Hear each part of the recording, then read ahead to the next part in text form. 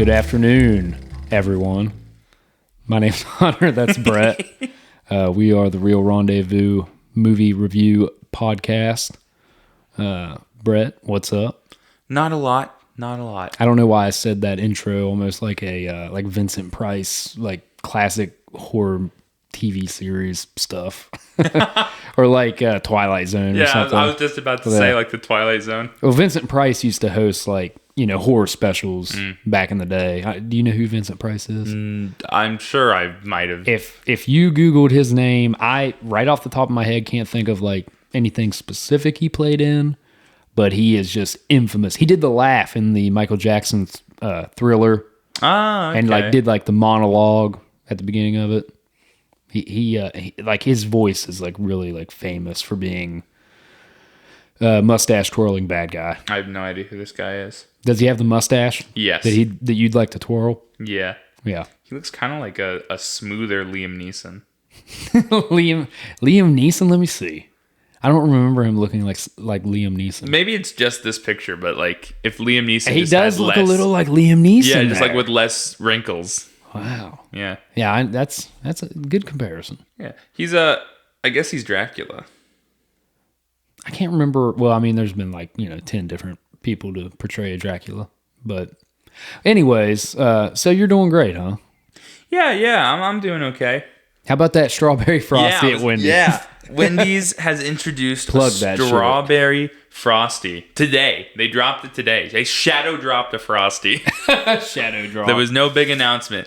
Their tweet about it was a picture of the strawberry frosty, and the caption just said, "Hey." It was kind of funny. That's awesome. I worked at Wendy's for almost 3 years, and all we ever had was vanilla and chocolate. And then on Wendy's, like 70th, 50th, I don't know how long Wendy's has been around. It was the anniversary of Wendy's. We got birthday cake Frosties, which are immaculate, and I'm so sad that they're not a staple. It's a limited edition. Yeah, but it's always been just chocolate and vanilla, except it hasn't, right? Because we found in our store, we had an old Wendy's menu from, I think it was like the 70s. What? And they had so many different flavors of Frosty. Really? They had like strawberry cheesecake Frosties. They had like an apple pie Frosty. What? They had a I might have to go in there and ask my old manager if I can get a pic of that menu to show you, because there were some insane Frosty items on that menu. Dude, this reminds me of okay, have you ever heard of the Cartoon Network TV show called Codename Kids Next Door? Yes. Okay, well, there was an episode, I remember. Codename Kids Next Door was so creative. Mm-hmm. And there was an episode called The Fourth Flavor, and it was about ice cream, and, the big three. Yeah. Chocolate, vanilla, and strawberry. Mm-hmm. And the whole episode is about the legends of, or myths of a mysterious fourth flavor. And like in the episode, I can't remember which kid it is.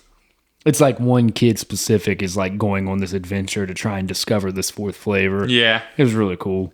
That was an awesome show. Yeah, Codename Kids Next Door it was a little before my time. Yeah. I wasn't able to catch it when it was new. That's like right around when I started to go over the hump of, well, I guess I've never gotten over the hump of watching cartoons.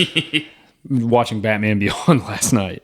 But it was right there whenever I was like coming out of middle school, or in middle school, right around there for me. So yeah, I like, sometimes I say number as number because of that show. Yeah, they were all like British, weren't they? Yeah, kind of. Yeah, I know number one. A lot of them were. Yeah, number one was British. Well, no, maybe no. Number two wasn't. Actually, no, I don't. Number four was Australian. Yeah, he was my favorite. Yeah, because he had the cool orange hoodie. And, yeah, I always liked number 5 and number 3. And then I love, like, as the series went on, you had your bigger numbers. Yeah, and they were higher up in the organization. Yeah, that was cool. Yeah, very cool show. I should rewatch. Is that on HBO Max? It's on HBO Max. I should rewatch that. All like the Cartoon Network staples are on HBO Max. Yeah. I wonder if Billy and Mandy is on HBO Max. I think it should be, because they're all Warner Brothers. That's the thing. Yeah, that's what it is. Mm-hmm. That's what it is. But anyway, Strawberry Frosty is at Wendy's now, and I went and I got one today before I came here. It was really good. It was great. because the thing about Frosties, right, is what makes them so different from just like regular ice cream is that it's a much lighter flavor. Right. Like a chocolate Frosty is a much lighter chocolate flavor than like chocolate ice cream. Which I appreciate. Yeah. It's not overbearing. Yeah. And so I was, but like strawberry ice cream is already a very light flavor, right? So they kind of made this one a deeper strawberry flavor. It's like, it's tangier. It's got a little bit more strawberry tang to it than regular strawberry ice cream would. Yeah, it's like a strawberry you'd get in Georgia instead of a strawberry from Virginia. For sure. Yeah. More southern twang to it. Yeah. Yeah, no, these strawberries wear cowboy hats. Yes, dude. Yeah. But no, it was good, and it was cool that they have a new... But it's limited time, of course. They're not going to let us keep this delightful new edition. That's a big reason why 9 times out of 10, when given the choice of vanilla or chocolate, I always go with vanilla because I think chocolate is too rich of a flavor generally. Yeah. For me, yeah. anyways. That's what I love about the chocolate Frosties is because it's not as rich. Right. Like if I was going to Wendy's, I would have to get the chocolate Frosty. Yeah. Yep. So, Brett, what brings us here today? What brings us here today, Hunter, is our contractually obligated movie review. Film review. I'm making you speak of the film that I picked to review. Yeah, we're doing the original Alien. Yep, 1979. 1970. I was a little now because Star Wars came out in 1977. Okay, so this is after Star Wars. Right. Okay. Is this the oldest movie we've reviewed on the podcast? I think it is. It might be because Raiders of the Lost Ark was 80s. I think it was 81. Yeah. Okay. Then yeah, I think this is the oldest one. Interesting. Yeah. Tell us about your history with the Alien franchise. I was going to start with mine, but you're more ingrained into it, so I want you to start with your. Why is that because I'm old? No, but you've seen all of them, and this is the first one I've ever seen ever. Okay, so I've seen all of them. The one that I figure you've seen all of them. Well, I have but I'm gonna be like a poser here because Alien 3, I feel like I'm so separated from. Oh yeah, I haven't watched that in a long time. I think the only time I've watched that one was on like cable TV. Oh, like edited for TV. So not worth watching anyway. And that's like known as the worst one in the franchise. Oh yeah. Fun fact: that was director David Fincher's big movie like debut. Oh, like a big production. I recognize his name. Give me another David Fincher. Gone Girl, Seven, the girl with the dragon tattoo. He did something recently, didn't he? Or is he working on something? Because I saw his name not too long ago. He did that movie. Well, you probably know him from The Social Network. Oh, okay. He did The Social Network. Okay. He's really good at like doing like a noir, like a mystery type film. I know I've said it 100 times, but I'll say it again. You need to watch Seven. You would love Seven. Yeah, I could. You keep talking. I'm gonna look up and see if he's got something new coming out because I could have swore I saw that he's got a new thing. I know where you saw it from. David Fincher, his passion project on Netflix is Love, Death, and Robots.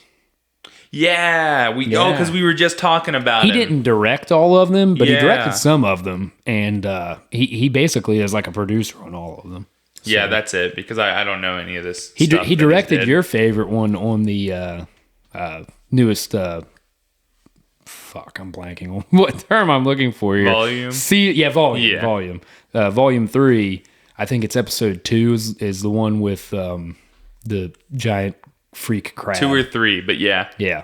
He directed that one. That's that one's so good. That animation is so mind-blowing to me. It is so good. And like I love how developed such a small story is. In that. Yeah. It's like you said, it's and we agreed on this talking about an anthology series. It just leaves you wanting more. Yeah. Regardless of how good it really is. And Troy Baker's performance in that as that main guy is just really great. good. Yeah. Is Troy No, Troy he is Baker? not. No, he's just really good at doing accents. You already knew what I was going to ask. Yep. And I love the plot twist where he's like, "Doesn't matter. You all put X's." Yeah. I like that crazy. Too. And I like how it kind of ends positively. I wasn't expecting that because pretty much a trend you see in all of the Love, Death, and Robots is a very not good ending. Yeah, somber, upsetting ending. Yeah, what's a narcissistic ending? Mm-hmm. Is that the word I'm looking for? I do not think it is. No, narcissistic means self. Full of yourself. Nihilistic. There it is. Yes. Yep. Nihilistic is the way a lot of those episodes end. But so you like Love, Death, and Robots? Oh, I love love. I love love. You love Left and Robots. I can't say love 2 times in a row. You love apparently. Leaving Robots. I love Death and Robots. Yeah, it's really good. It's awesome, man. If anybody is into animation and bonkers ass shit, you have to watch Love, Death, and Robots. I think my favorite episode on the newest volume has to be the Kill Team Kill episode. Yeah. And big cyborg bear. Yeah, our guy, Steve Bloom. Just stud, man.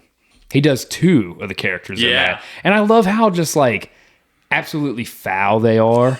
Like they're just degenerates. Seth Green is the skull guy. Yeah, and also another reason why that episode rules, I think David Leitch, the guy that directed Deadpool 2, directed that episode. Okay. So, I mean, Love, Death, and Robots is awesome. That'll do it. Anyways, back to Alien. Yeah, back to your history with the Alien we franchise. were like grasping at things to like bullshit about at the start of this episode of, life finds a way. But anyways, the pod finds a way. The Alien franchise is, I don't want to say near and dear to my heart, but it might be near and dear to my heart. I think the Xenomorph is one of the coolest alien creatures, not just in cinematic history, but just in anything. Mm-hmm. This movie set the gold standard for what a sci-fi horror movie has to be. I think even still today. It's very rarely been outdone. It has been outdone. We'll get to that later. But I think it's still just like such a classic. And also with the franchise, I was telling Brett earlier, because he was like, at what point did they, start calling the alien xenomorphs in the movie? And I was thinking like, I really don't think they do. Yeah. I've never once ever heard xenomorph uttered in any alien canon film. So, which is crazy to me because it's like, well, then how did I want to know where it came from? So I explained it as like the Boba Fett effect. It's like there really wasn't that extended explanation, at least not supposed to be produced and put onto film, and it just became something people wanted so badly that it developed itself. Yeah. So I have some Alien comic books. I have a really good one called Alien Dead Orbit that you need to read. It's not a hard read at all. I'll let you borrow it sometime. But I will say this might not be my favorite film in the franchise. Yeah. I think that title goes to Aliens, the sequel to this one. And we'll have to watch that because, as we spoke earlier, it does draw big comparisons to the Terminator 2, original and then sequel. But man, I really, really dig this movie. Like I said, I think it's such a staple in sci-fi horror. The Xenomorph is one of the most creative, freaky movie monsters ever. It's just the perfect organism. To quote my buddy Ash from the movie. And a lot of people really don't like the prequels / was that you? Yeah, probably was. A lot of I always forget to. A lot of people don't like the prequels, being Prometheus and Alien Covenant, but honestly, man, I think they're really good too. I think they help further explain that universe, and like I told you, they get better kills. Everything looks better. Yeah, I was gonna say, I think it was you that showed me the trailer for Prometheus. I think that might be one of the best movie trailers I've ever seen. I think it's awesome. A lot of people said that when that trailer first came out. And I also know that Prometheus, up until it came out, was not once super marketed as an alien movie. It wasn't, and that's why a lot of people were disappointed with it once it came out, because they didn't want it to be... They were like, oh, it's just Alien. Yeah, we didn't want something milking off another franchise, which I can get that, but I think if you sit down and watch Prometheus, you would like it. Yeah, I think it's one I want to watch, just because I think I just think it looks cool. It is cool. I'm here to tell you, buddy. Why was it called Prometheus again? Like, what in the movie makes it called Prometheus instead of Alien or whatever? Well, besides just wanting to hide it. Well, Prometheus, I believe, is, man, I hope nobody listening is like a expert on like Greek gods or anything like that. But Prometheus was like a Greek god that created man or something like that. So Prometheus and Alien Covenant delve deeper into where the aliens come from. Okay. A la, they're a biological weapon. Oh, are they? So yeah, and that doesn't that just make you want to, watch Prometheus and Alien Covenant even more? Well, you know how in the introduction of Alien, they're in that big spaceship. Yeah. And you see that big being. Yeah, that's the big dead. guy. Yeah. Well, it dives into that a little bit more. Do we get to see him before he dies, or not as much as it probably should, but it does dive into that more. Mm-hmm. So, well, dude, we gotta get together sometime, just sit down and binge these. Mm-hmm. But and Covenant's really badass too. I think that it has some of the scariest scenes and some of the most brutal sequences in the entire franchise, and also it has my guy Kenny Powers in it. Danny McBride. You know the actor Danny McBride? I've heard his name, but I can't tell you what I've seen him in. Damn, I was waiting for you to be like, "What? That's awesome." I don't know much about good old big strikeout from Hunter.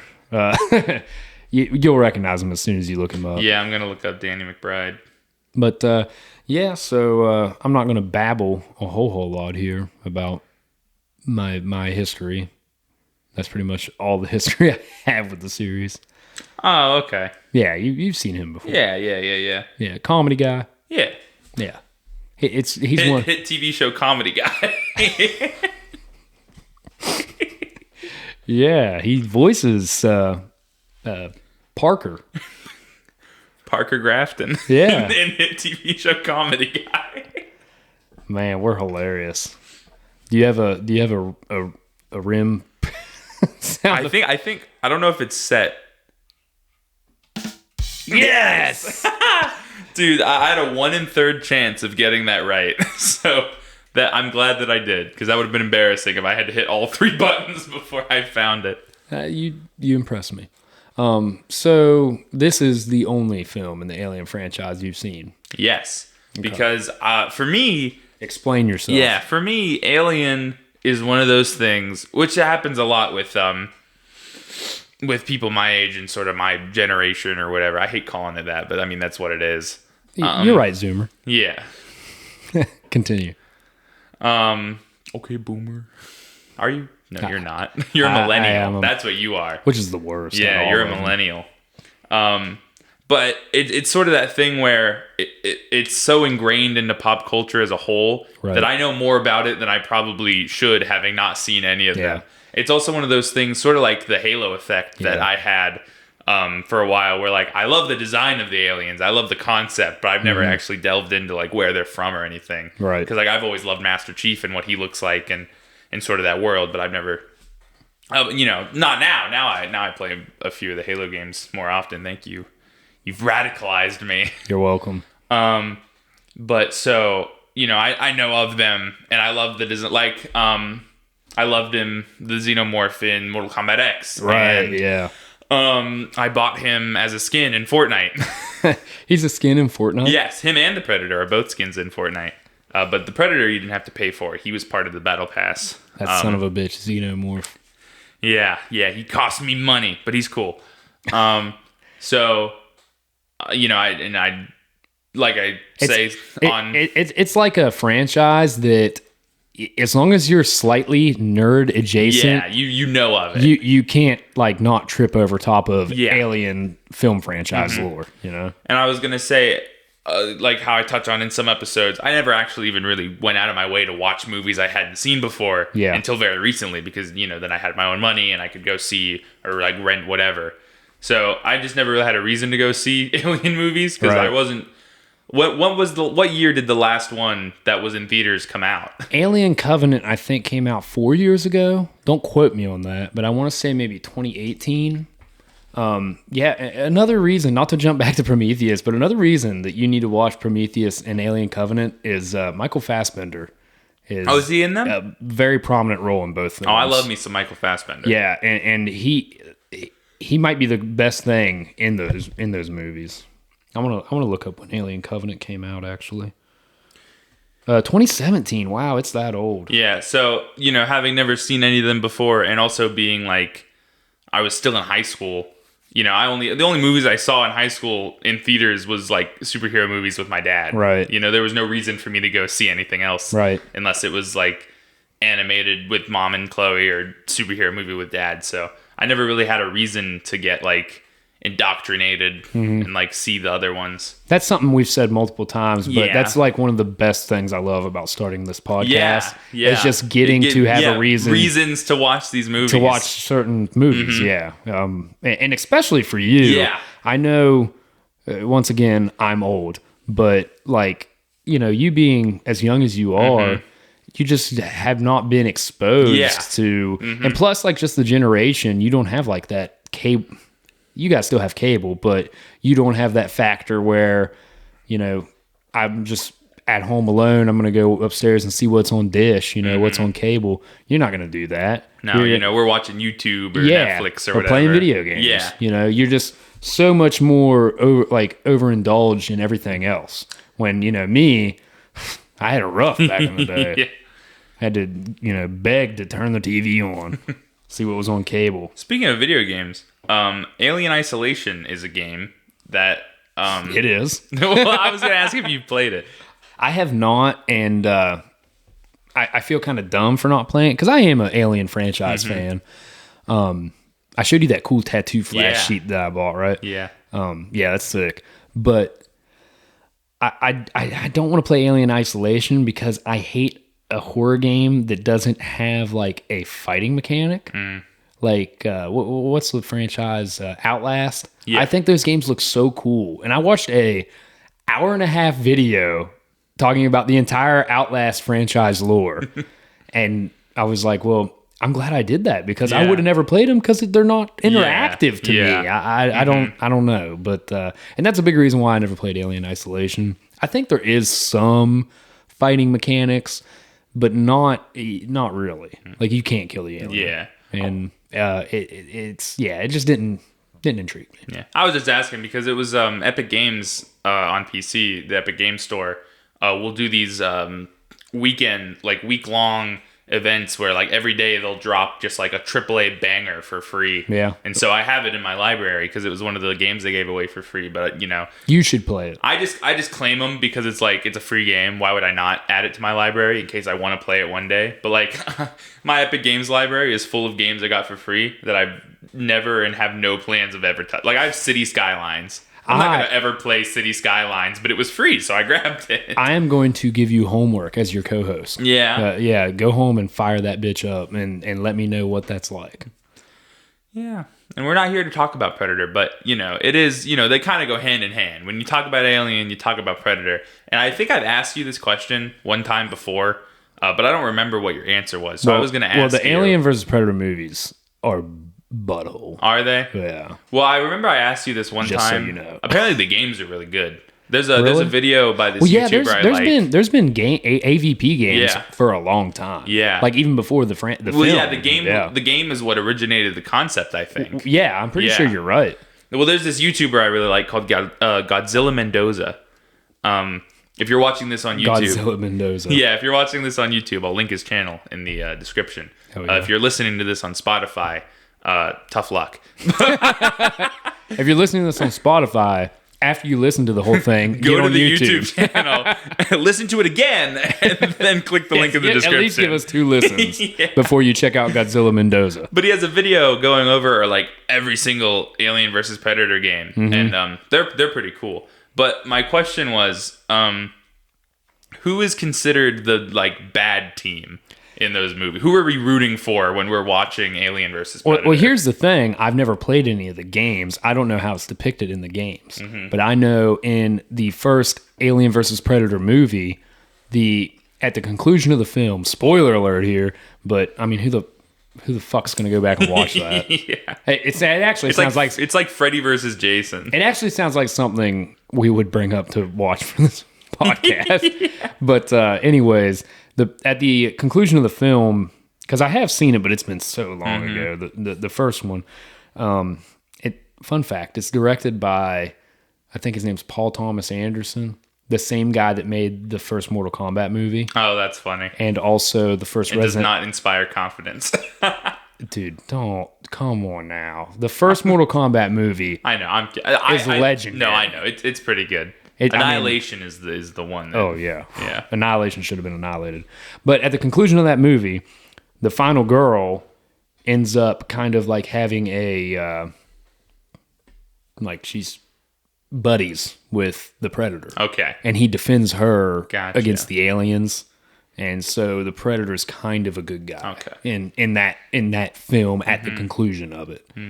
I think he like defends her and then lets her live or something like that. I can't remember what it is. What a stand-up guy. You know, the Predator, he's just more human-like. Yeah. So I think that's why they decided to make him that. And I had one more question about Predators, and I'll stop talking about them because this is an alien episode. No, that's okay. Like you said, they kind of go hand in hand. It's meat and potatoes, man. Like we were talking about with Fortnite and spaghetti Mortal and meatball. Yeah, like we were talking about like with Fortnite and Mortal Kombat X. Both of them are in both of those games because they're so just like interconnected with each other as franchises. But a question I've always had, because Alien, Xenomorph, Predator, what are those guys? What are they called? Funny you ask. Yeah, so, I was gonna ask. I figure if anyone knew, it would be you. Do you remember when I told you I was going to a heavy metal show a couple weekends ago? Yes. All right. It was up in Morgantown. The headlining band is the reason I went. They're called Portrayal of Guilt. Shout out Portrayal of Guilt. Shout out Portrayal of Guilt. Yeah, dude. You would not like them. I've never heard a single song, but... Probably not too many people that listen to our fucking podcast would like them, but they're sick. But the band that opened before them is this like noise rock band they're like a noise metal band from Nashville. They're called Yautja. A Yautja is the predator species. Okay. Yeah, it's like Cool. spelled Yautja. Yeah, because I've never heard... Because when people talk about Alien, they're like, yeah, the Xenomorphs. But when people talk about Predator, they just call them the Predators. Yeah, I know, right? And like, that's why I'm so disappointed in the band Yautja, because like, man, how you going to have that banging name and then you're not as tough as I thought you were going to be? You need to be heavier. But yeah, so... Yautja. No disrespect to Yautja. You guys are cool. Just pump up the heavy. Portrayal of Guilt. Please listen to my podcast. I'm shouting you out. But yeah, so a Yautja. I don't think they've ever been mentioned in the films either, to be honest.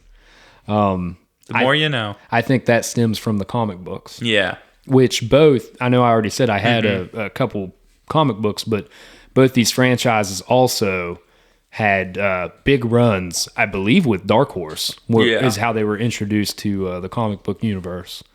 I have a Predator omnibus with a bunch of cool stories in it. And I also have a Batman versus Alien comic book. And one of the first stories in there is illustrated by Bernie Wrightson. Oh, yeah. He's R.I.P., dude.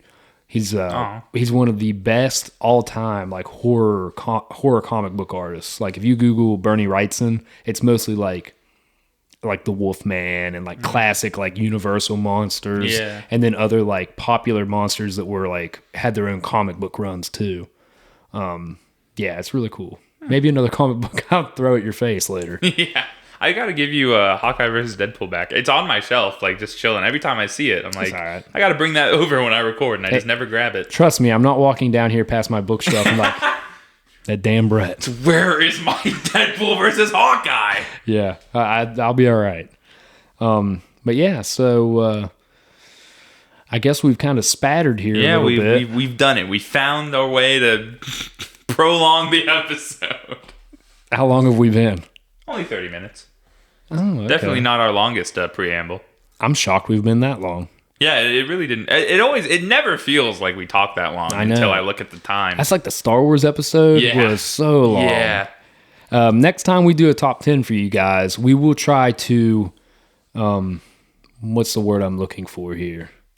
Shrink it up just a little bit. Yeah, I think maybe instead of bouncing back and forth, we should you do your list, and then in between, we can sort of jump in and talk about it, but then we just do the list separately. Maybe. I'm still trying to think of a better word than shrink.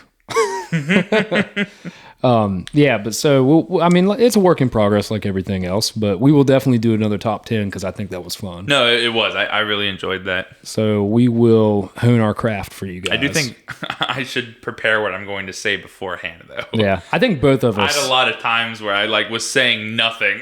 I think both of us need to prepare just a little bit better.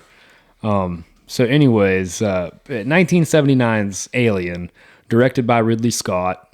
You may have heard his name before. He directed, obviously, most of the films in this franchise. Gladiator. Have you ever heard of the movie Gladiator? I've heard of it, yes, but I've not seen it. It is awesome. Russell Crowe, Maximus Decimus Meridius, leader of the Legions of the North, the Felix Legion. Ridley Scott also directed. Well, nobody cares about what else he directed. This movie's budget. He's the alien guy. Yeah, he's the alien guy, and that's it, dude. He made Alien. Did he do Aliens too? He actually didn't. You know who got their big this? That was their big breakout direction. Was James Cameron. Wow, Yeah. really? Okay. Imagine being James Cameron. You did Aliens, Terminator 2, Avatar, Titanic. Wow, man, that guy might be the GOAT. Yeah, he's definitely Just from that list right there. So anyways, this movie's budget was $11 million in 1979. That's pretty up there. Its U.S. gross was $81.9 million. So basically $82 million U.S. Yeah, made a good profit. $106 million worldwide. Woo! So you got to put that in perspective. 1979. 1979. Wow, dude. No, and this is one of the most ripped off movies of all time. Yeah.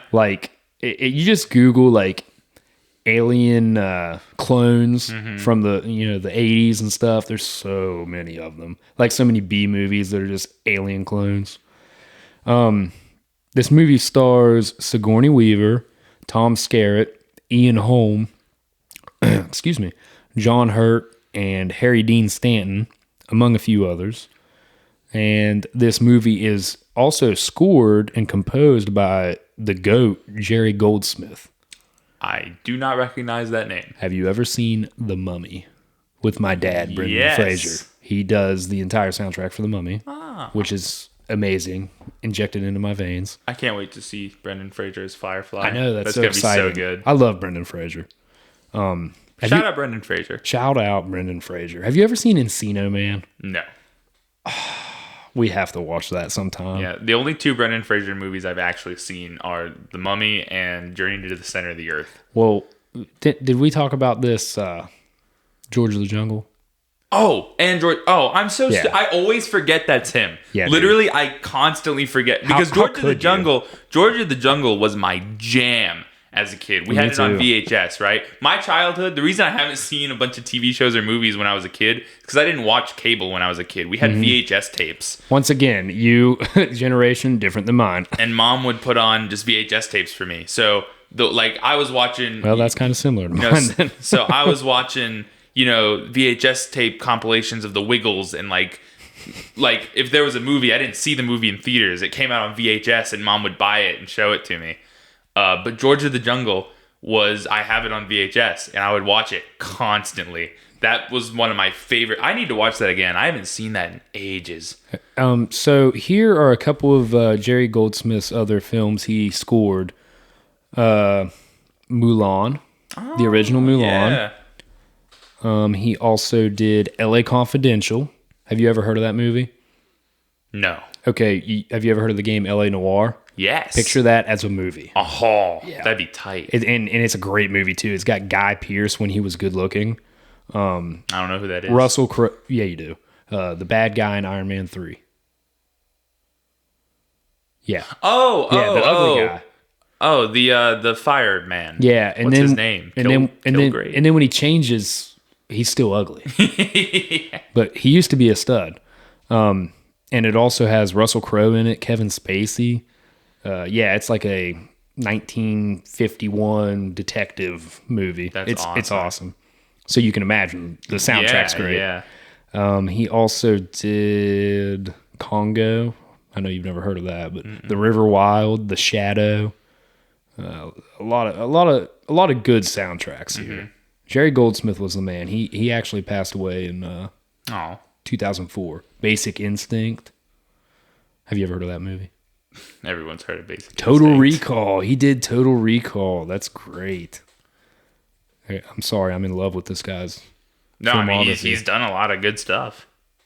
Legend. Have you ever heard of Legend? Is that the Will Smith one where he's mean to his son and they're like aliens? No. Legend is Tom Cruise fighting Tim Curry as the devil. Oh. Yeah. What's the movie where Will Smith is mean to his son and they're aliens and they have like breathing pods? It's called Real Life, Brett. Will Smith hates Jaden and he's a Scientologist.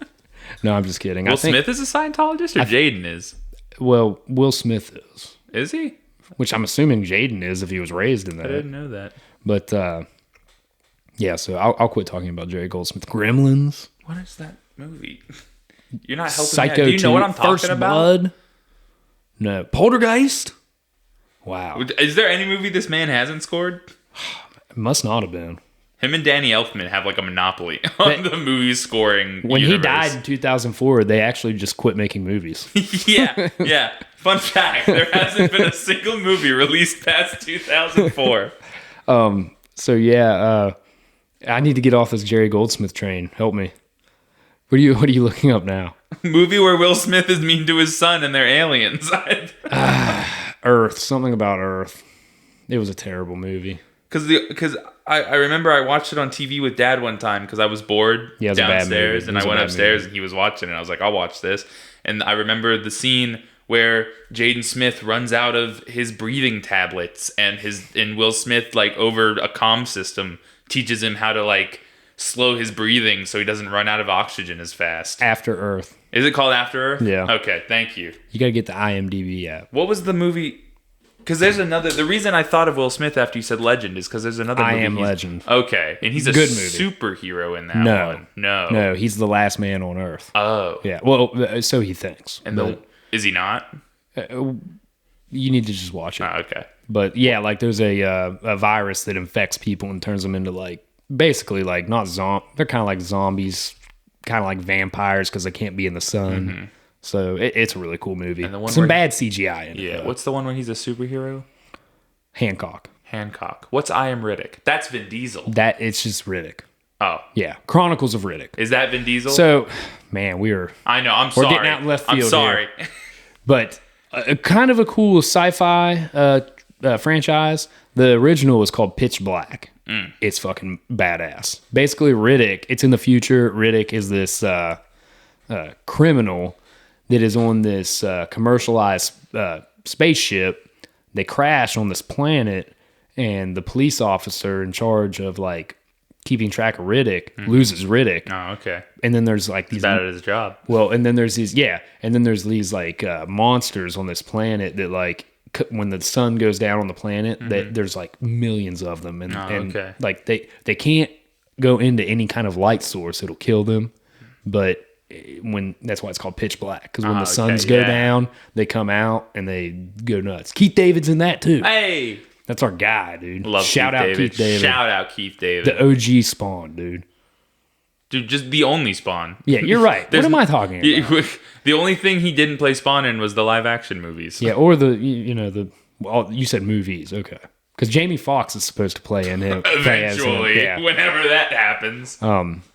Now, the guy that played as Spawn in 1998 is actually a really badass, like, martial artist. Oh, yeah? Yeah, Michael J. White. Yeah, he's, like, actually, like, a black belt. Oh, and, cool. Kicking ass. Yeah. But anyways, Pitch Black, that's that movie. It's really good. Mm-hmm. It was so good, they made a way higher budget sequel called The Chronicles of Riddick. Yeah. It's not good. Is that Vin Diesel, though? Yeah. Okay. Vin Diesel's the main character in all these. And, like, he becomes an asset to the people from this commercial ship when the sun goes down because he wears these goggles that, like, protect his eyes, because he's a criminal, and can't remember his explanation for it, but he had this surgery done on his eyes where he can see in the dark. Oh, nice. His eyes have this really bright, like blue glow to them throughout the movie. It's really badass. Cool. And this was back before Vin Diesel was like a douchebag. Yeah. And he was like in pretty good shape. So, anyways, Chronicles of Riddick sucks. Okay. There was a third one just called Riddick. Okay. And it was kind of like a straight to DVD movie, but it kind of slapped. Oh, okay. Yeah. It had some action in it. Dave Bautista, before he blew up with Guardians of the Galaxy. Yeah. That's cool. So I didn't mean to derail us. Whenever I have a thought in my head about something and I can't remember it, it makes me mad until I figure out what I'm talking about. Yeah. It's better that we just talk about it and get it out, because then you'll get on your phone and I'll be talking to him blue in the face and I can't think of anything else to say and just still looking at your phone. I'm like, what's Riddick? Brett, help me. So anyways, back to Alien. Jerry Goldsmith composed it. 1979. The crew of a commercial spacecraft encounter a deadly life form after investigating an unknown transmission. Okay. So once again, we're going to break down this film the same way we did The Punisher. I think that's a little bit more efficient, and it doesn't allow me to ramble incessantly for an hour. So we're just going to break down the plot, the setting, the characters, production, and just kind of wrap it up with our final thoughts. Basically like, what we did with the Punisher. So, Brett, I'm going to let you lead off here. That's usually how I like to do it anyway.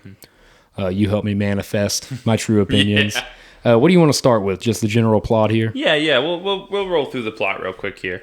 So we open up and we meet our crew waking up from cryo sleep. Right. And this is a really cool sequence. I like the lighting. I love the look. We'll touch on it a little later, but I just love the look of everything. And we see them all sleeping, and then it cuts, and they're eating dinner, and they're all hanging out, sort of just introducing us to the characters here. And then not Kurt Russell comes out. It's like Great Value brand Kurt Russell. Great value Kurt Russell from The Thing comes out, even though this came out first. And he's like, we got a transmission.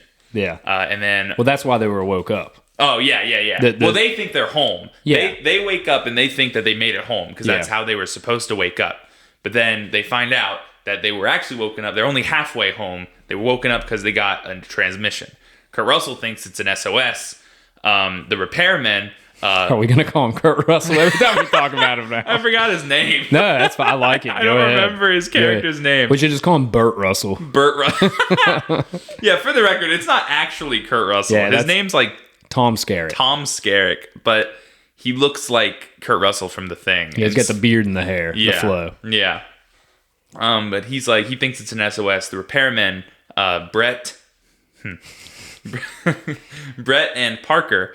I remember everyone's character's name but Kurt.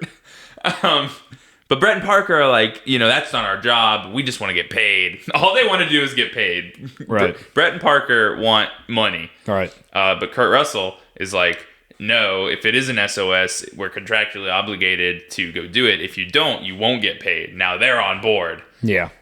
So they find out it's coming from this planet. They land on the planet, but one of their land. I was a little confused. This comes down to the editing thing I was talking about. Mm-hmm. Their ship breaks because one of their landing gear lands on some rocks. Yeah.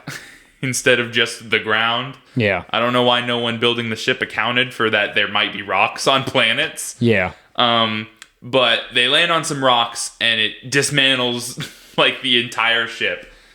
So Brett and Parker have to go fix it. But they're on this planet. They gotta go look for that transmission. And so they go and they find it. They find the transmission. Where it came from. And it's this big dead dude in a chair.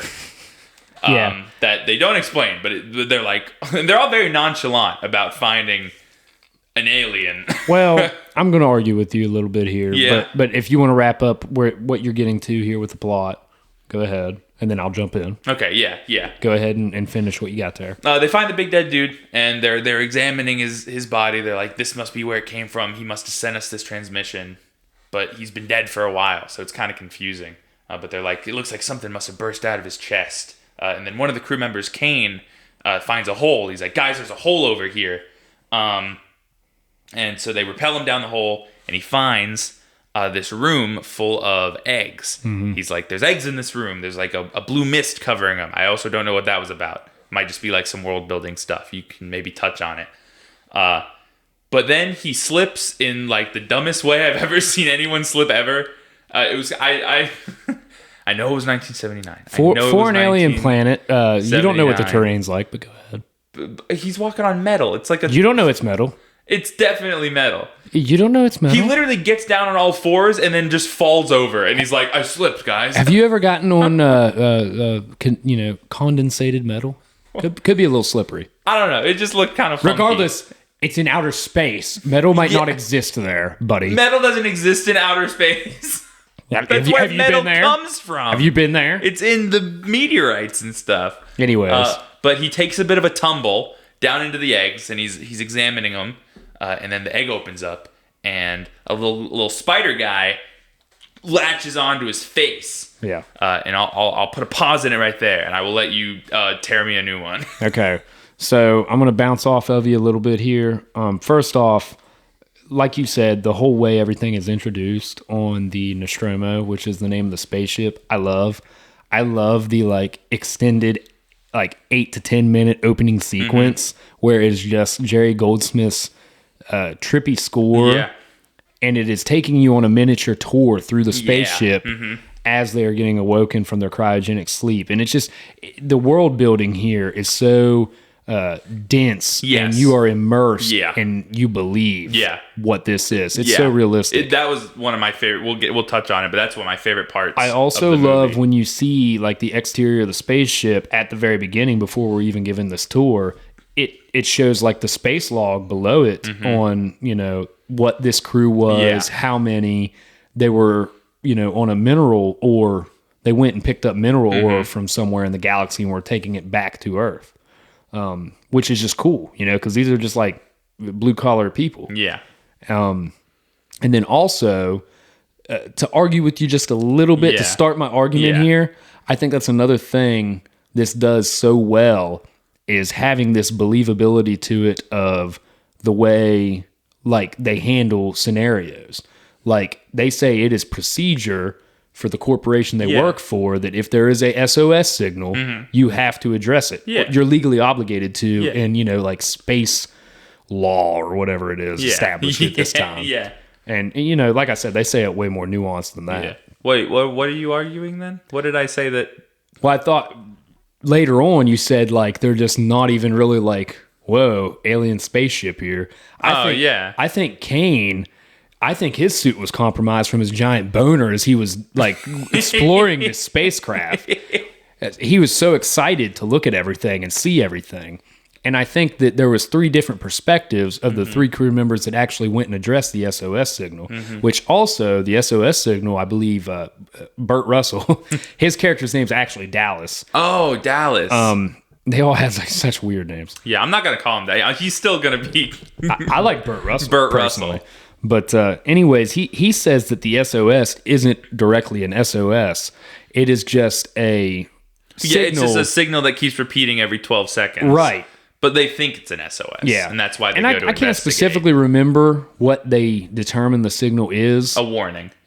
That's what it is? Yeah. Okay. Ripley, later... she asks Ash if she can take a crack at deciphering it. So she does. And so she does. And she says, it's not an SOS. It never was. It looks like a warning. Yeah. Yeah, that's right. So that species was sending out a warning to mass space like, hey, don't come here. We've got some shit going on that you don't want a part of. Which, just to say right there is the beginning of us saying Ellen Ripley is a badass character. Yeah. Great. Sigourney Weaver is iconic. Ripley. She was the best. So anyways, I disagree about them being a little nonchalant because Kane is being, science guy, just so impressed, so interested. Yeah. And then Lambert, which is probably the weakest character in the movie. Yeah, she was my least favorite of the crew members. But I'm sad that it took her so long to get off. If there is one time that a character that is just nothing but whiny and annoying throughout the film is useful, it's when they're investigating the alien spacecraft. There's always going to be somebody that's like, I want to get out of here. So that's relevant too. Yeah. I guess it really was just Kurt that didn't really have much to say. He was kind of like middle of the pack. Yeah.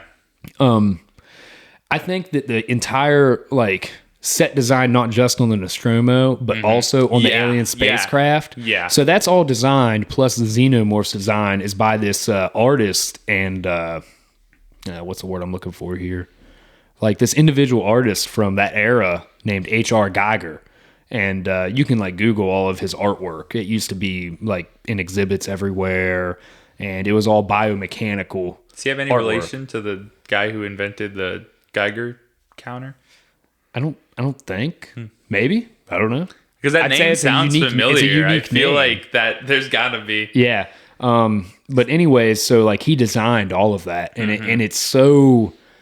Anytime that anything that looks biomechanical in anything ever, they say, well, that looks like Alien. You know? It looks really cool. And then the giant Promethean alien. Is that what they're called? They're Prometheans? Well, I'm just going to say Promethean because it's, from Prometheus. Yeah, okay. But that looks cool. The mystery around what happened there is really intriguing. And then I love the foreshadowing of it looks like something burst out of his chest. Right. And then the entire sequence of, I almost would have rather there not been scarring of something bursting out of his chest. That would have just made the chest burster sequence that much more iconic. That is true. But, and then I love the first jump scare we get here, which this movie, if there is another flaw it has, is there's no like actual...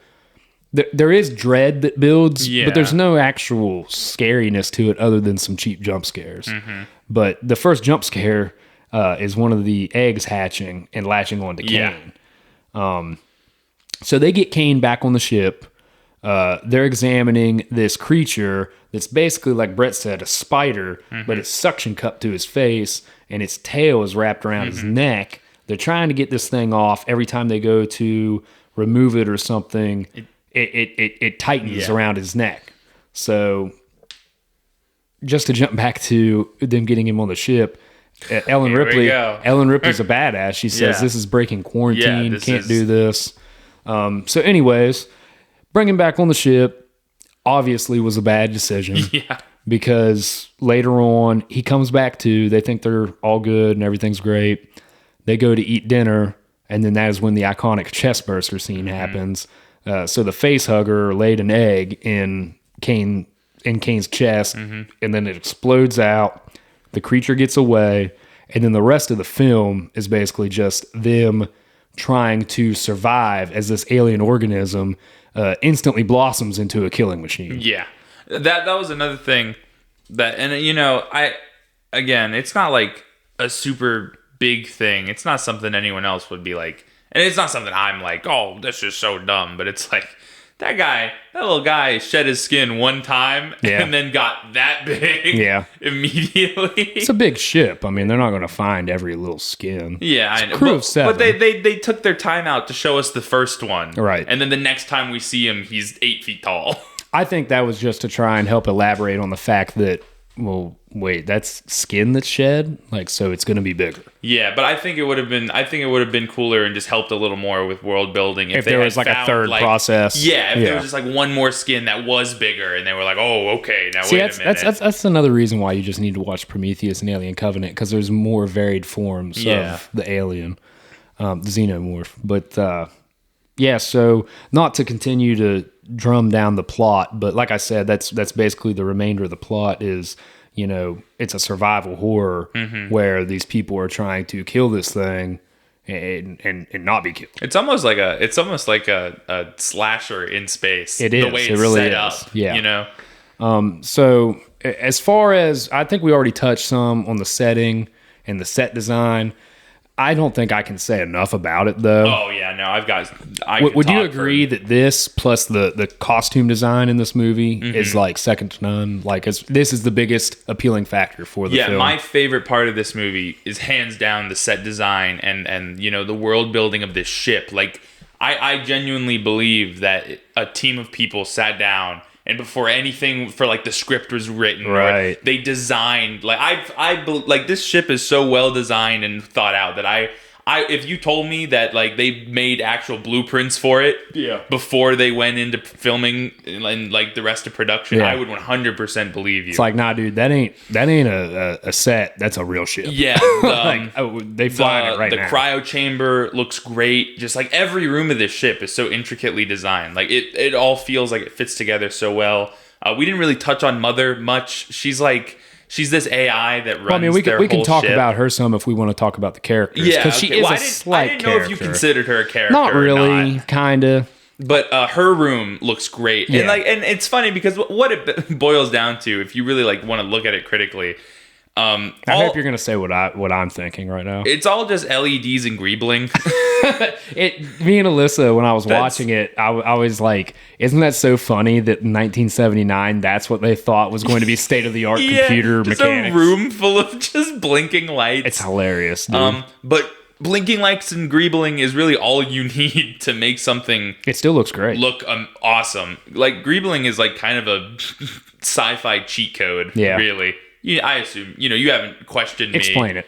Do you know what greebling is? Go ahead and explain it. Okay. Well, I just didn't. I don't. Well, if you know, I'm not gonna. I didn't feel like I had to. But I think you should for the podcast. Okay. Well, if anyone doesn't know what greebling is, greebling, and for me, you got me. I don't know. Go ahead. Do you not? No. Go ahead. Tell it. Okay. I'm sorry. I really don't. Go ahead and explain it. All right. Fine.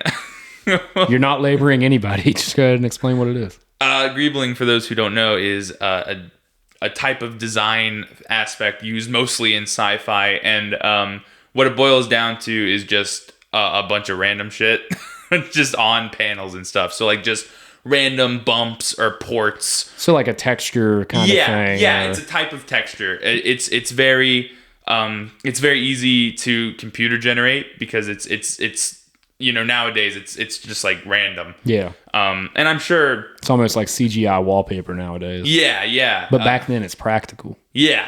So, but it's just greebling is just the process of just a bunch of random bumps and divots and just random sort of sporadically raised or divoted pieces and shapes. I can right now think of one example of that in the movie that stood out to me that I thought was so great. And it actually wasn't on the alien ship. It was in the sequence before Brett dies.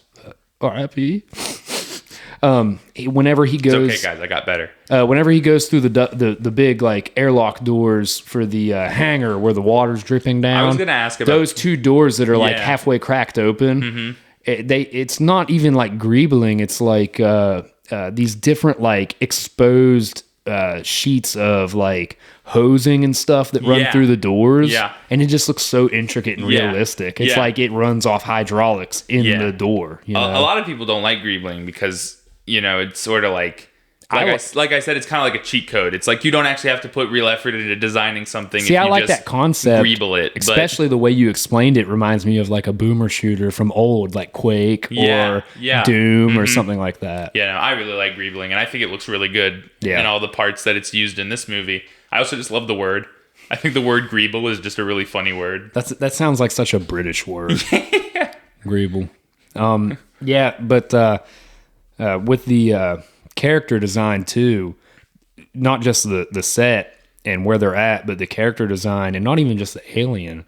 I think they're so believable as a crew that works for this company. Mm-hmm. I don't know if you noticed, but like, they all have jackets that say the SS Nostromo. Mm-hmm. They're like flight jackets.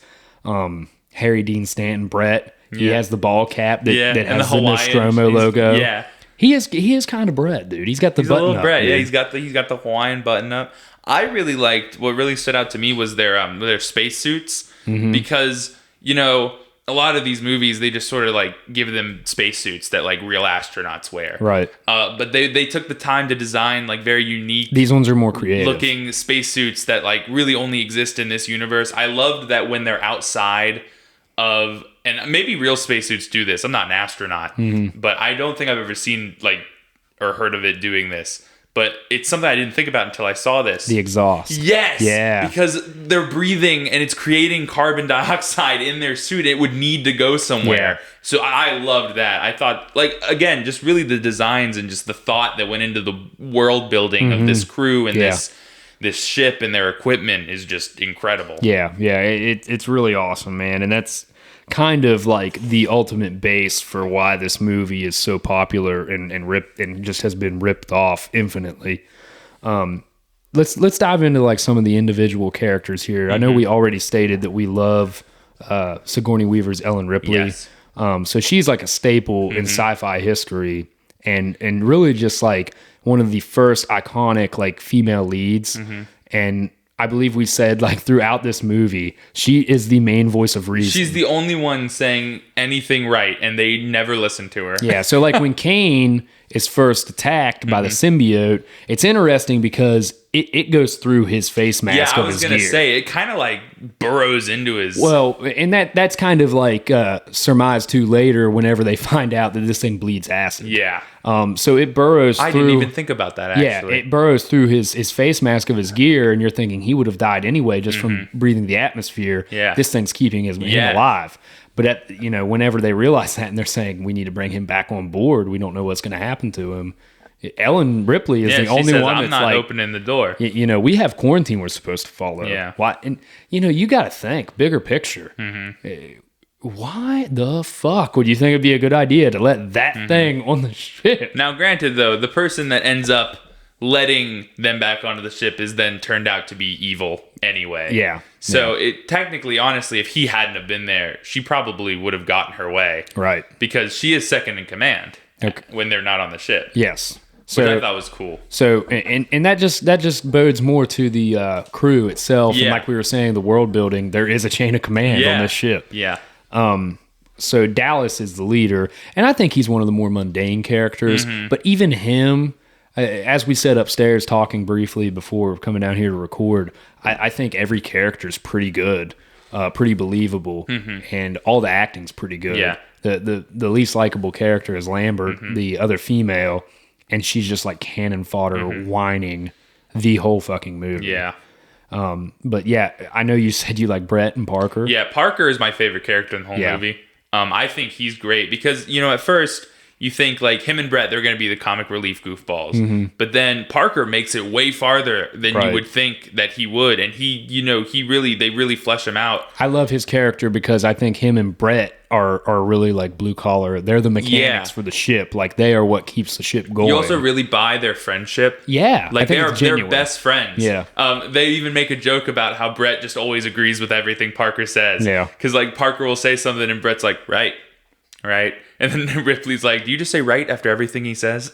Yeah, I like when like Ripley is talking to them on the comms and like saying she's going to come down there and like do something to interrupt them while they're trying to do their work, and like they get off the comms and Parker's like, better stay out of my fucking way. I like that Parker turns on the like so that he doesn't have to listen to what she's saying. Yeah, I do love that he made it so far into the film too. And then after Brett dies, you can tell that Parker's genuinely upset about it. Yes. Yeah.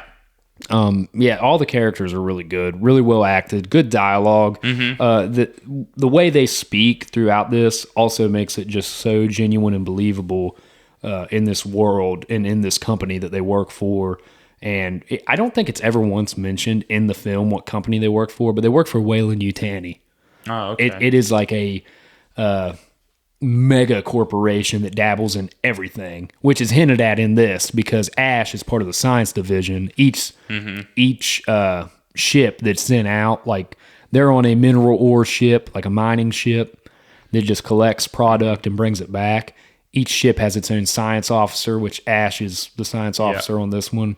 And then I think whenever they find out the plot twist of where Ash, like Brett was saying, he turns out to be evil. Yeah, he's an evil android. Yeah, so when that plot twist happens and they discover what his orders were from Mother to bring the species back, crew expendable, it was going to the weapons division. Yeah. So, and that's touched on more in the sequels. Yeah, it's really, especially in Aliens, you learn way more about Weyland-Yutani. Oh, okay. But yeah, so Ash, played by Ian Holm, my man Bilbo Baggins. Yeah, I've never seen any of the Lord of the Rings movies. Oh man, they're good. Lord of the Rings is something, I'm not a huge fan of like fantasy. I got you. In the terms of like knights and wizards and stuff. That's never really been my thing. I like knights, like Elden Ring looks really cool. Yeah, but I like agree. that world and setting isn't really something that I've ever been super like into. Like I've never had any interest in Lord of the Rings. I think you would like Lord of the Rings. Really? I do. I don't know. It never seemed like something like I don't really care that much for Game of Thrones. It is not like Game of Thrones. No? Yeah, it's a little more intense than Star Wars. It's not quite as lighthearted as Star Wars, but it is nowhere near as politically driven, I guess. Not politically driven, but like Game of Thrones is what it says it is. Yeah. A lot of, treacherous backstabbing for the throne, and that's not quite what Lord of the Rings is. Lord of the Rings is a lot more fantasy. Yeah. And I think you would like Lord of the Rings. Another one we might have to watch. Maybe we'll put throw it on the list. Yeah, I'll mark it down. But Ian Holm is really great as the science officer, Ash. And then when he turns, has the heel turn and we discover he's the android trying to get this alien back to Earth. That's a really cool sequence too. Yeah. And I love all the setup and foreshadowing for that. Yes. So that it doesn't just like come out of nowhere. That's what I was going to say next. It sets it up when he disobeys Ripley to get the alien onto the ship. It sets it up when, well, honestly, Ripley and Bert just have a whole conversation about it. She's like, I don't trust him. They, out of the blue, replaced our last science officer with this guy before we shipped out, there's something up with him. And then, the whole movie, you can tell that there's something up with him. He's just a weird guy. And then the turn happens when Ripley is in Mother's room and she's like, hey, why are we here? What's going on? And then Mother's like, oh, yeah, get the alien back home. Crew's expendable. We hate those guys. And then Ash is like, hey, you shouldn't have looked at that. And then I think that's actually one of the scariest sequences in the whole freaking movie. Kinda. Is whenever she puts in that override code, finds out what the true intentions are, and she turns around, there's Ash right next to her. Oh, well, I was kind of waiting because I knew that's probably what Mother was going to be used for when they were doing the sequences of like they type and then we see her response. And like the first few times we see it, she's just useless. She's like, I can't tell you that. Does not compute. It does not compute. And I was like, are they going to use this for anything? And then the, priority 1, bring species back to home base. Priority, all other priorities. Secondary, Then I was like, there it is. There it is. Yeah. Mother is kind of like Chekhov's gun.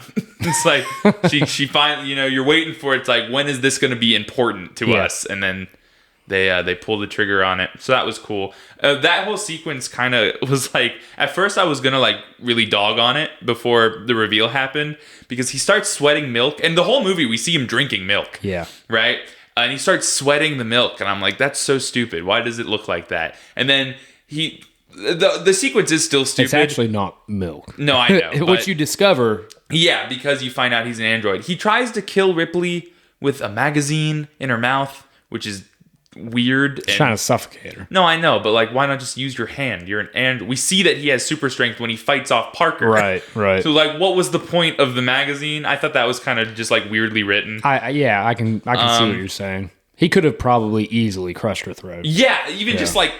Yeah. Like not even suffocate, just literally snap her neck with one hand. But no, we get this whole buildup of him like curling up a magazine to just stick in her mouth. A little bit of trying to be over dramatic. It didn't really land for me. Not on purpose either. But I was like, and then he's like fighting off Parker. I was like, why is this dude so strong? Why is he sweating milk? Well, what? This is weird. And then we find out he's an android. Because Parker hits him in the back and yells, "He's a robot!" Well, he hits him, and then I think after he strikes him once, when Ash falls against the wall, he starts to malfunction. Yeah. And like they have some goofy like robot sound effects as he's like spinning around here. And then you start to see more of like the white fluid coming out. Head off and then he strikes him again with the fire extinguisher, and his whole head flies off. Yeah, I don't know why they made the fuel look like milk, or like why he's got like little pods all up in him. Here's one thing: the pods, and I don't know if you saw like the little frayed wires. They're like fiber optics, and then also the white substance. Like so, at work, I work in a coal mine. There's certain pieces of equipment that we have called power packs. They're big and like hydraulic functioned, and we put mouse milk in them, is what we call the type of fluid that we use to run them, and it looks like that. Oh, so it's a real like type white, of... Oh, okay. It's like a white hydraulic fluid. That's cool. So that must be... It's basically, I guess then, every time we think he's drinking milk, yeah, he's just refilling his oil. Yeah, yeah. Which I thought was cool, because you see him drinking it throughout the movie. Right. And, like, not many people would notice that, but I was like, that's kind of weird that his drink of choice is just like a glass of milk up here in space. But then, you know, then we find out, and I was like, that again, it's just that cool world building. Yeah. Everything makes sense. Everything is thought out. Like, how does this work? How does this guy work? Right. It's so in depth. Yeah, it's really the best part of the movie. And then in the sequels with the androids, you learn more about androids. They become more important throughout the sequels. Yeah. And even in Alien Isolation, I believe like some of these sub-villains, ones that you actually can kind of fight off, are androids. Okay. So, and then I love the scene where they're interrogating his head and he's using his like android voice. I thought that was done really well. It also looked really good. The effects on that, the practical effects, you can tell when it's just his head through the table. Through the table. You can tell when it switches from the fake head to the real one, but it looks pretty good, especially for the time. Yeah. So I like that. And then Parker torches him. Yeah. And then does it again, which I just thought was funny that he double tapped with the flamethrower. I think it's so funny too that I had to show you that scene from The Thing, and I'm just thinking to myself, like, what in horror for this like 5-year span made them want like to have flamethrowers as a weapon of choice? Yeah. Well, I think it's like one of those practical things that could have other actual uses, but it makes me question their practicality. Like I was telling you, Dead Space said with the mining weapons. Yeah. But yeah, I really think all the characters are cool. Even especially Ash. Honestly, I think he's really cool as the science officer than the maniacal evil robot that goes wacky.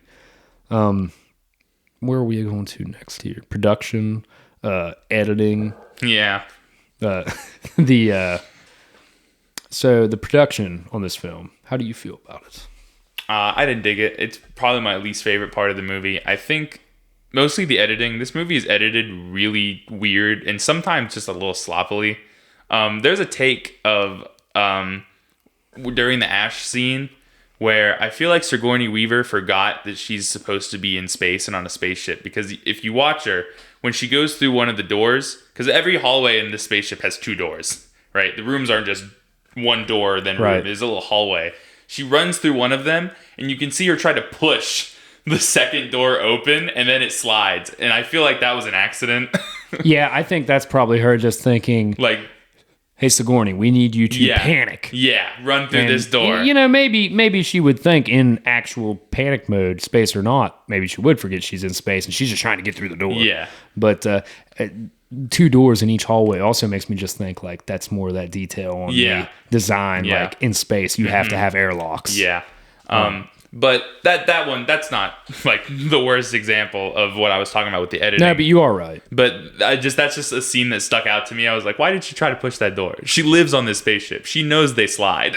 I think I'm going to agree with you some, not to as heavy of an extent, because I really do love this movie. But I will agree with you some on the editing, especially in the horror aspect of this film. Now, this movie is definitely a horror movie, and it does have some scares, but I think the best thing about this that it has working for it, as far as calling it a horror film, is the overall dread that you get, especially after they land on the planet and investigate the spaceship. The film just has this like really persistent sense of dread throughout the whole thing.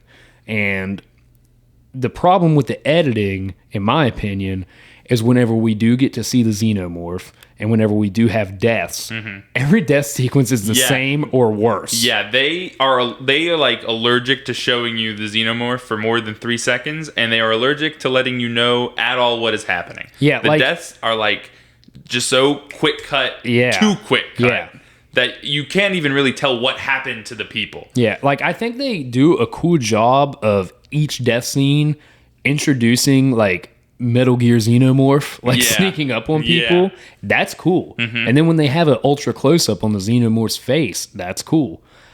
But then each death scene is the same. It is like Xenomorph smiles, Person screams. You hear a punk, and that's like, the xenomorph's second mouth, puncturing them, and then shows said person screaming with blood in their mouth. Yeah. And then black. Yeah. Done. And then we're gone. And this all happens in the span of approximately 2 seconds. Yeah, like 3 seconds max. Yeah. Like sometimes it's hard to even tell that is what happened. Like it's hard to tell that like the mouth is what did it. Yeah, and I was telling Brett, a lot of people have flaws with the sequels, but I think generally, and this comes with just better technology, especially with Covenant and Prometheus. The kills get cooler. The scenes where you can see the alien looks cooler. So that all gets fleshed out better throughout the franchise. And you can't even defend it by saying, well, it's scarier what you don't see, because I still think we get some shots of this monster in this movie where you plainly see what it is. Yeah. It just could have been more creative with each sequence of death. They're all the same. Yeah. That's its biggest problem. And then sometimes the editing is a detriment to just figuring out what is going on in the story and what our characters know and what they don't. Because like we were saying upstairs, after Burt Russell finally eats it up in the air ducts, it cuts, and then we don't see anything or hear anything about them, how they found out. They just know. It just cuts to them all in a room discussing his death. It's like, well, that was weird. And we also don't even see him die. The xenomorph, like, boo! And then it cuts, and they're like, oh, well, Bert's dead. We lost him. Like, by today's standards, it's a really cheap jump scare. I still like it. I think that's a cool scene because it is dark, and it does kind of build dread because they have the motion tracker. Yeah. And it's like the beeps are getting closer and closer and closer. She's like, get out of there. Get out of there. And he's like, where is it? Where is it? And he turns his light around. It's like, ah. Yeah. So that's cool. But then the very next scene, they're all kind of like standing around a table, and Parker's like, he wasn't there. Nothing but this. And shows his flamethrower, and that's it. And then they're like, well, we got to get the hell out of here. Yeah. It's almost like they were glad Bert died. Another scene, and I also thought that the motion tracker was cool. And I really like the scene where Brett, Ripley, and Parker are looking for the xenomorph, and then it's Jonesy. Yeah. Jonesy is the cat that lives on this space. Shout out Jonesy, except he got me killed. But he did. We still love him. In the rain room. I don't know why we have a rain room on the ship, but that's our rain room. Well, that is like a hangar for other, like, I don't know if you could tell, but there are other like mini pieces of equipment in there. Where there? There's not like ships, but there's like at one moment you see like something with like this tire, like has tire mounted. It's a tire mounted vehicle, and there's other like pieces of equipment in there. And I don't know if that's just a product of like equipment getting hot in a condensed area. Condensation, maybe. I'm not sure though. Brett really likes it. He was cooling off. Yeah, I know, right? That was kind of weird. I do like the Jonesy Lives. A lot of horror movies like to like shock value, like kill the animal. Yeah. Sometimes for real. Evil shout out to Friday the 13th. Yeah. We hate you guys.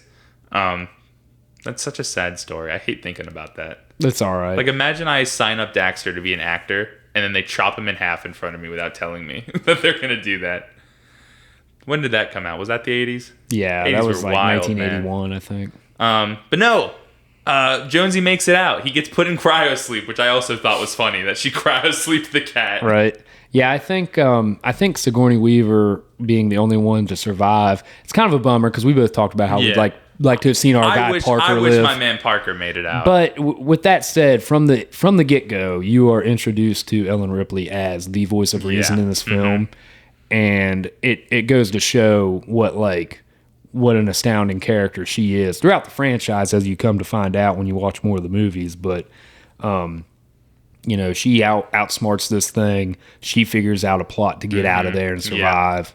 And I believe you were saying you do also like the whole ending sequence with the self-destruct mechanism. Yes. Again, most creative self-destruct mechanism. It feels real. I feel like if you were going to program self-destruct into anything, it would be an intricate, like, this is a process that will give you time to say, is this what you want to cancel do? it. Yeah, it's a 10-minute countdown, but the first 5 minutes of that 10 minutes you can cancel. Yeah, and even before that, it's so intricate that it's like it gives you time to double think what you're doing, right? Instead of just like a stupid big red button that blows up the ship. It's the big like, red self-destruct. Yeah, but it's like no, you have to pull these levers, turn these keys, get these like pylons up. Mm-hmm. It was really cool.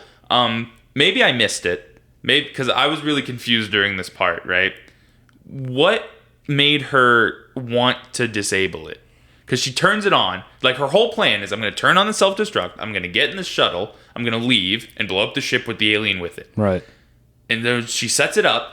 She's on her way to the shuttle. And then, for some reason, she decides that she doesn't want to blow up the ship anymore. And goes to try and reverse it. Why did she want to reverse it? I thought that she went to set the self-destruct and forgot Jonesy. Is that what it was? I thought she ran back to get Jonesy in the box because she drops Jonesy when she comes up that hatch and is confronted with the alien and sees like that he killed Lambert and Parker. Yeah. Which that death sequence is stupid too. Like it's just like I do like that he uses his tail on Lambert, though, because we get to see, there are multiple ways that this thing can get you. Dude, in Aliens, there's a scene where a dude gets impaled by the tail. The tail fatality in MKX Sick, is one of my favorite ones. Yeah. The scene in Aliens when a dude bites it by getting impaled by the tail is badass. And do they spit acid or do they just bleed it? Because I thought they spat it, and then this movie was like they bleed it. No, they don't ever... I don't think they ever directly spit on anybody, but I think there is a scene or two in the sequels where like it's snarling and gets some on somebody like Yeah. But yeah, so I'm pretty sure that's what it was. She does try to reset it though, because she gets it like right as it's on the countdown to 0, and she's like, that's why she's like, I turned the coolant back on, and then the mother's like, we are blowing up in T-minus 5 minutes. And that's why she's running through the hallways yelling, you bitch. Because she's yelling at Mother for, like, I made it in time. I turned it off. Why are we still blowing up? Now, admittedly, I was dozing off through this sequence. Yeah, no. She turned... It might have been for Joe. Maybe she wanted to turn it off for Jonesy. But she does change her mind and try to stop it. I thought the coolant was just stuff that they needed for long-term travel in the small shuttle. I thought that's what the coolant was for. Well, that's what she sent Parker and that lady for. To go get, yeah. But the way the shuttle self-destructs is she like shuts off. What that whole sequence does is shuts off the coolant for the main engine, letting it overheat, thus exploding the ship. Right. So she, for whatever reason, that she wants to turn it off because she undoes the sequence. She puts the pylons down, flips the levers back up, but she doesn't do it in time. I thought that was the second part of the sequence that you had to do. You had to, after 5 minutes, expended, you had to compress the 2 levers to initiate the actual, like the final 5-minute countdown.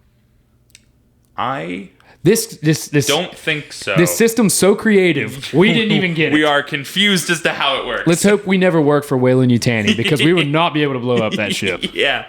But we're gonna have to go back and check that out. I wanna retry that one because I'm not sure because I'm pretty sure she was trying to turn it off. I think that in general though the final sequence of the film is slightly disappointing because the way the creature bites it, the alien gets it, isn't that cool. Well, I was malinformed on this movie. I thought this was the movie where she gets in the mech suit and fights the alien. Yeah, we're going to have to watch Aliens. That is the sequel. So when the mech suit didn't show up, I was a little confused. Right. I do like that she, gets the suit on and straps herself in. I am a little confused. Was the alien sleeping or was he stuck?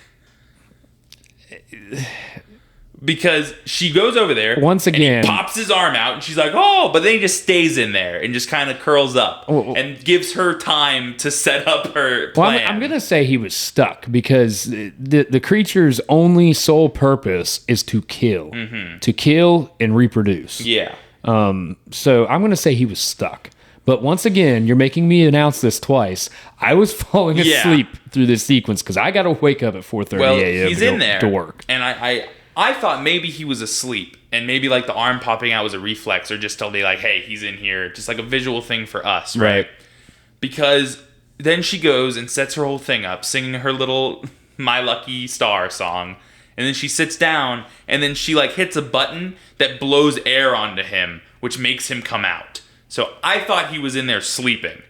And then, so she's real quiet, gets herself set up, wakes him up so she can turn on the airlock and send him out.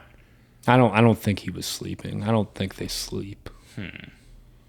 Well, for whatever reason, he didn't care about her until she maybe they sprayed him do with sleep air. because in Aliens they are like hibernating when they first go on LV-426. Because she sprays him with the air, and that's what makes him come out for her to send him out. We'll investigate further later. Yeah, we're chewing up some shit here. But anyways, generally the ending is flawed. We'll say that. We like the countdown sequence. But after this discussion, I think we have to agree the ending is flawed here. It's just a little confusing. Yeah. Maybe we just need to explain it better. Yeah. But with that said, it establishes Ellen as a bad bitch, and we are glad Jonesy lived, and the alien bites it. But obviously he's got friends for another 5 films. Yeah. So I'm a little curious as to how they get reintroduced since she escapes and none of them come back to Earth. Like I said, the extended lore and how it got developed into this, huge universe basically is really cool. I really, really enjoy the extension of it. That's something we're going to have to delve into. Me and you's going to have to get together and watch more of the films. Yeah. All in all, Brett, give me your. Let's go with some final thoughts. We'll run with some final thoughts. Sitting here and explaining this movie and talking about it and all the best parts about it make it sound way better than I found it watching it. I got you. I think explaining the best parts of it and like the world and the characters are by far the best part. However, all of what we skipped over is just a ton of downtime that was not entertaining for me. Yeah. And with the editing issues, even some of the parts that were supposed to be intense or entertaining sort of fell flat. As a universe and as a story, I think it's great. I think if this was a book, if I read this movie as a book, I think it would be incredible. That's... But I like that. But the movie we got and the movie I saw, it didn't really do it for me outside of, that world building and stuff. And also, I'm willing to admit that maybe its age has something to do with it for me. There are some parts, like, it all looks great, but the alien wasn't super scary to me because you can 100% tell it's just a big guy in a suit. Yeah. Because when you look at the alien in other media nowadays, they use more CG to make it more spindly and more, like, agile. In this movie... It doesn't look like latex. Yeah, in this movie, it's he's bulky because it's a guy. In this movie, it does look like latex. Yeah. But really what it comes down to for me is the execution just with the filmmaking in general. And so for that reason, I can't really get, talking about it, in my head when I talk about it in the story and all the stuff I like, I'm like, this is a 9, it's gotta be. Yeah. But then I remember the movie that I sat through and watched, and I'm like, that movie that I saw was a 6. Well, I think me and you, if there is anyone out there that has listened to every episode, can probably pick up on this the way I am right now. Yeah. We are establishing what kind of films each other like. Yeah. I think I've established long ago and told you I really love style. Mm-hmm. I will a lot of times accept style over substance. And I don't think that this movie has no substance. I think it has substance. I do agree though on the editing of the film, and I think that the style and the set design, the characters, the world building, the creature effects, I think all of that super duper outweigh the flaw of the way this is filmed. Now that I'm just sitting here thinking though about the production, like the cinematography, nothing really stands out as a great shot. It just relies so much on cool sets. Mm-hmm. But that's okay to me. I think that the alien itself looks really cool. I know you just said that it looks better in future iterations, which it does, obviously, when you have better technology. Yeah. But I think I'm going to have to disagree a little bit here, obviously.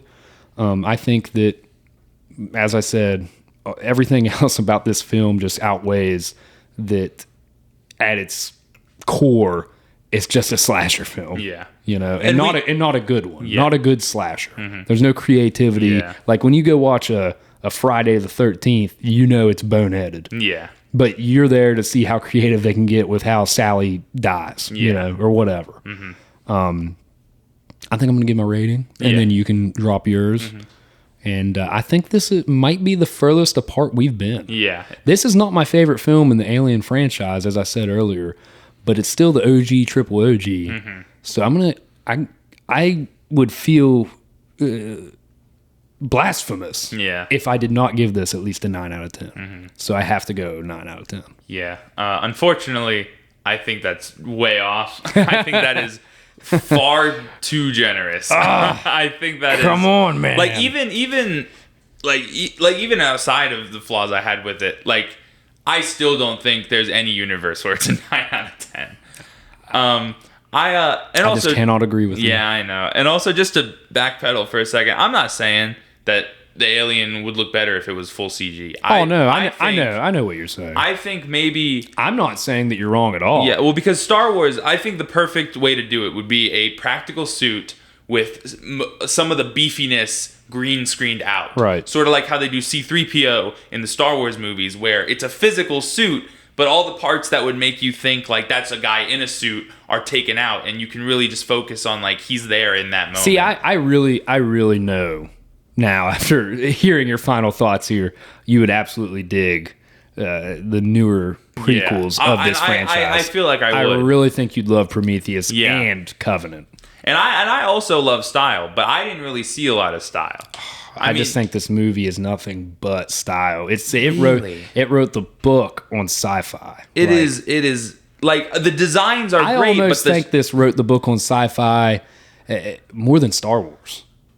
Yeah, what? Yeah, because it's just been ripped off more than not ripped off more than Star Wars, but Star Wars is for a wider audience and a younger audience, but this is more niche, because it's a horror movie, it's rated R, it's violent, but it's just so creative. Like we just said, with all the set design, the creature itself, there's almost no more iconic. Yeah, but I can design good stuff all the time, but if I can't shoot it well, or must have been shot well enough to have 5 main films. Well, yeah, I know. A sub franchise. And again, like I'm saying, it's definitely a time thing. At the time, like my dad was telling me, this stuff was revolutionary. Yeah. And that obviously plays a huge part in, because I've seen that it can be done better now, then going back to it's a little hard.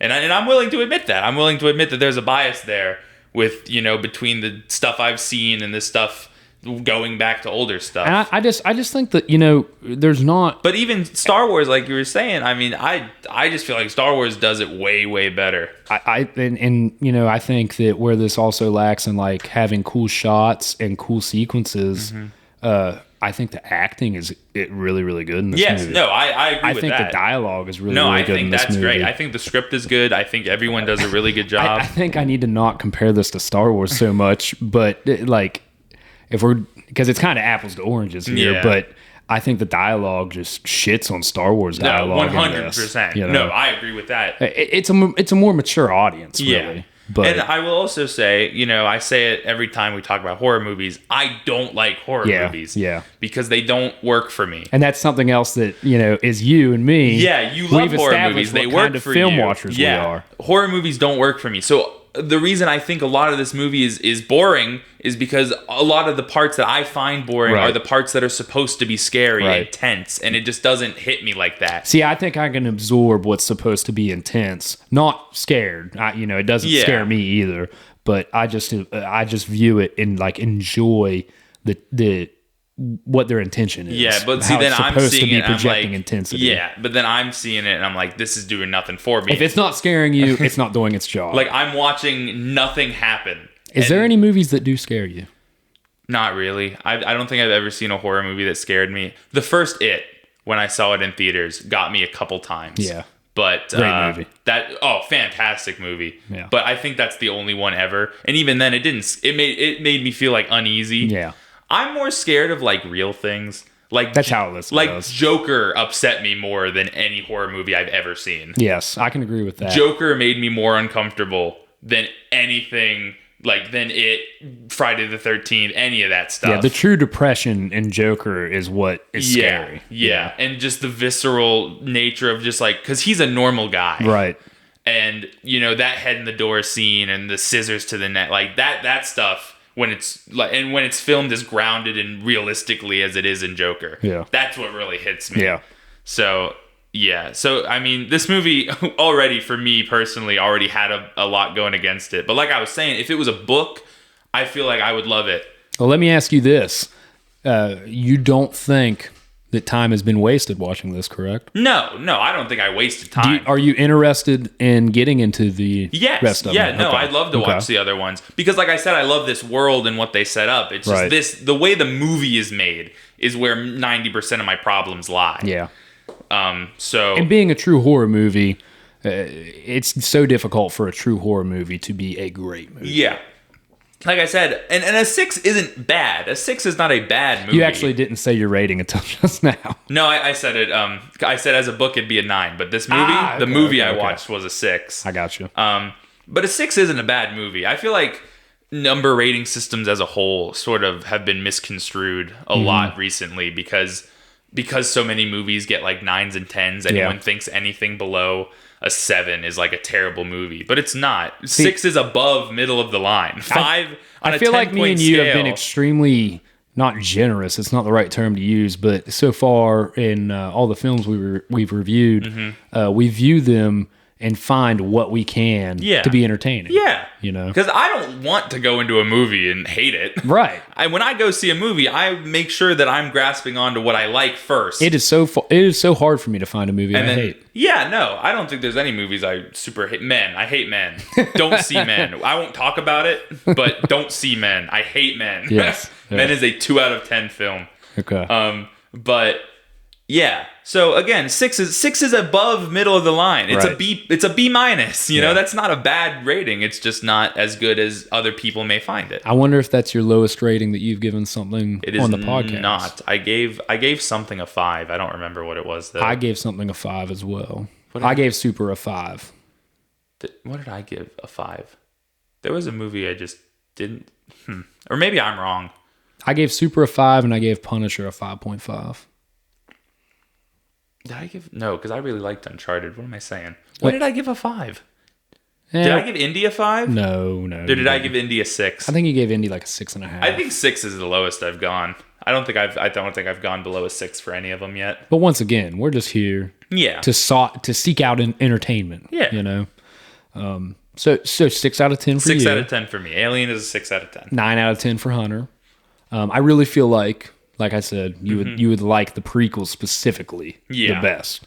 I think you would like Aliens better than Alien as well. I feel like I would too. Aliens is a lot more action oriented. I was talking to my buddy Nathan. Shout out Paul. What up, Paul? What up, Paul? You better be listening to this. Does Paul listen? I don't know. I actually don't know if he does. I'll tell him that we shout him out though. Oh yeah. But I was talking to him about it after I watched it. He was like, "You're watching Alien? You never seen it?" I was like, "Yeah." He's like, "Tell me what you think about it." And you know, I told him, and he was like, "Oh, I see that. I really like it." He said that he doesn't like how the sequels went too actiony. Yeah. He says he much prefers the style of Alien to any of the sequels. Yeah, I think you would like Aliens a lot more than this, just as it is actiony. Yeah. I don't want you to think it's like a whole I get that. You know, Avengers Endgame like sequence of Space Marines versus aliens. Avengers level threat. But I mean, there's guns shooting, there's bombs going off, there's cooler kills. And I don't want anyone to think I'm like a meathead who just needs explosions to like a movie. But no, we know that. Oh, come on. We know you're a meathead. I'm not a meathead. Well, no, I'm a meathead, but not because I don't like movies that don't have explosions in them. Right. No, we'll. I'll tell you what. We need to wrap this up. Yeah, you need to get to bed. Wow, man, we went way longer than I thought we were actually gonna go. How long is it? As of this sentence, almost 140. Wow. Yeah. Our longest podcast. Not quite yet. If we wrap it up right now, we'll still beat out the top 10 Star Wars. All right, so 9 out of 10 for me. 6 out of 10 for me. 6 out of 10 for Brett. Brett, wrap us up, please. Alrighty then. Thank you guys for listening. This is the end of the episode. This is where I tell you guys our social medias. On Instagram, if you'd like to follow us on Instagram, that is going to be real_rendezvous_pod.